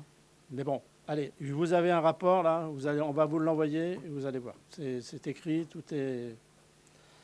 Voilà. Je vous remercie, mais peut-être que une fois qu'on l'aura reçu, qu'on aura pris le temps de lire et pour l'année 2025, puisque nous arrivons sur la fin de 2024, peut-être que ça serait intéressant qu'on puisse avoir peut-être un conseil municipal.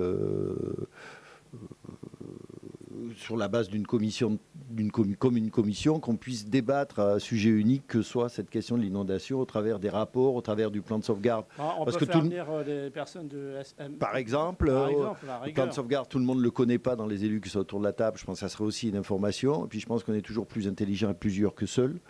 Et qu'au vu de la pratique, de la présence de chacun sur des temps où on ne fait pas de la politique, si ce n'est au sens noble du terme, dans le sens de la vie de la cité. Oui, on est, me semble-t-il, si on est capable de passer la raclette tous de la même façon, on est aussi capable par rapport à ça de discuter, de partager, voire de proposer et de partager nos expériences ici comme ailleurs. Donc moi, ça serait la proposition que j'ai envie de vous faire pour l'année 2025, qui laisse du temps à l'organisation, qu'on puisse avoir en conseil municipal sur la forme d'une commission, sujet unique que soit la question des inondations, des stats, des propositions, des informations et tout. Ce serait peut-être pas mal. Oui. Je veux voir ça, on va regarder ça. Ok. Le planning prévisionnel 2025 des conseils municipaux, vous l'avez, hein, on vous l'a remis. Donc le prochain, c'est quand déjà? Le 16 décembre. Voilà. Ok. Bon, bah écoutez, je vous remercie. J'ai quelques questions diverses. Allez-y. Alors, concernant la question du pôle gare et Savonnières, il se passe pas mal de problèmes. Il y a un constat de pas mal de dégradations sur des véhicules, de vols de vélos, de mobylettes, etc., qui semblent prendre des proportions assez importantes. Il y a des caméras. J'ai le sentiment que ces caméras, je ne sais pas si elles servent à quelque chose, mais en tout cas, je ne suis pas sûr qu'elles fonctionnent toutes ou qu'elles soient toutes à niveau. Est-ce que vous pourriez nous faire un point concernant cette question-là? Parce que ça semble devenir de plus en plus Alors, les caméras, c'est au compliqué. sein de la communauté de communes. Ouais. Ouais, Mm. c'est récurrent. Ouais. Ouais. On va reposer la question. Parce que... Ouais, ouais. Ouais. Donc, bah, écoutez, ça fera une question de plus à la Comcom. Mais bon, en tout cas, je pense que c'est un élément qui prend des proportions de plus en plus inquiétantes, voilà, au vu de ce qu'on peut nous dire et de ce qu'on peut entendre et voir. J'avais ensuite, j'aurais souhaité que vous puissiez faire une information sur le déroulé du chantier de la maison d'habitat Eurélien qui a commencé. Parce qu'en fin de compte, personne ne sait qu'est-ce qui va se passer et qu'est-ce qui va être fait. Ils ont commencé, là? Ah ben oui, ils ont tellement bien commencé qu'ils sont rentrés dans ma maison. Donc ils ont bien commencé, oui. Oui. Ah, attendez, vous parlez... Ah La maison. C'est pas pour moi que je parlais, c'est non, pour je le cas. je pensais à autre chose. Non. Ah, je sais Non, pas. je pensais à un autre endroit. Ah, je suis celui d'à côté. Oui, Oui, on non, peut en non. parler aussi. Oui, Habitat Aurélien. Donc là, ils ont Habitat fait- Aurélien, c'est là où il y avait la crêperie. Oui, voilà, c'est ça. Le chantier a commencé, c'est un chantier qui est hyper important. Si C'est on ça. pouvait avoir une information sur, rapidement sur le déroulé du chantier, ce qui va être fait, puisque dans ce secteur sauvegardé, on en parlait tout à l'heure, qu'est-ce qui va être fait sur les façades, qu'est-ce qui va être fait sur les huisseries, etc. Ou est-ce qu'on sait? On ne sait pas. Parce que Si, j'imagine mais que si un permis de travaux Si, il y a été déposé, il y a un permis qui a été vu par la signé, BEF, oui, j'imagine. oui, Mais oui, c'est l'urbanisme. Hein. ouais, sauf qu'a priori, on ne sait rien. Bah, vous pouvez toujours passer en mairie puis vous venez voir, il n'y a pas de souci. Hein. On va vous remettre le dossier, hein, vous allez voir. C'est pas pour contester, mais je pense que c'est Non, bien non, que tout le non, monde ait mais l'info. Ils refont le toit, ils vont refaire Oui. l'intérieur parce que tout est Ouais. pourri, hein, tout est refait. Quoi. Mm. Non, bah, écoutez, vous repassez à l'urbanisme et on vous remettra le dossier. Hein. Bah, sur place, vous verrez. Question concernant cette maison aussi, la partie cave qui est sous la terrasse. Qu'est-ce que ça va devenir? Crypte, oui. Enfin, je ne sais pas si c'est le bon mot, mais enfin, cette cave qui est quand même, c'est une cave, mais avec des voûtes et tout ça. Qu'est-ce que ça va devenir, ça? Oh, ça bougera pas, ça. Ça bougera pas? Ah bah non. Parce que c'est quand même un lieu qui est, Ah non, ils vont pas. Bah, non, qui est non. plutôt beau pour une cave. Vous êtes pleine d'humour, Madame Bonvin. Peut-être un restaurant, Madame Bonvin? Ouais, c'est bien, d'accord. Ben, je vais donner cette information à mes voisins qui seront contents d'apprendre que la mairie a validé le fait qu'une boîte de nuit va s'installer dans ce quartier. Je pense que vous allez vous faire des amis supplémentaires. C'est dommage d'ailleurs que c'était la dernière fois que témoigner ça, ça a été repeint. Mais c'est vrai que Un peu à la sauvage, c'est vraiment très dommage. Même si c'est une cave, c'est une belle cave. Ouais, mais c'est pour ça que ça me paraît important d'être vigilant Je ne crois pas à ça. Je sais pas. Non, mais la question est pas anodine. Et la dernière chose, vous aviez, lors d'un conseil il y a quelque temps concernant les travaux sur le plateau de la Diane, indiqué que vous feriez information au conseil municipal des fouilles et de ce qui avait été trouvé. Les mois passent, nous prenons tous de l'âge et ça serait bien que vous puissiez respecter cette information et que vous puissiez nous le faire. Oui, on va vous répondre. Oui, Monsieur Estampe, la DRAC nous a demandé de rester discret sur le sujet tant que les fouilles complémentaires ne sont pas faites. tout simplement pour éviter des problèmes de pillage. Parce que c'est un sujet d'importance qui m'a surpris quand ils nous en ont parlé.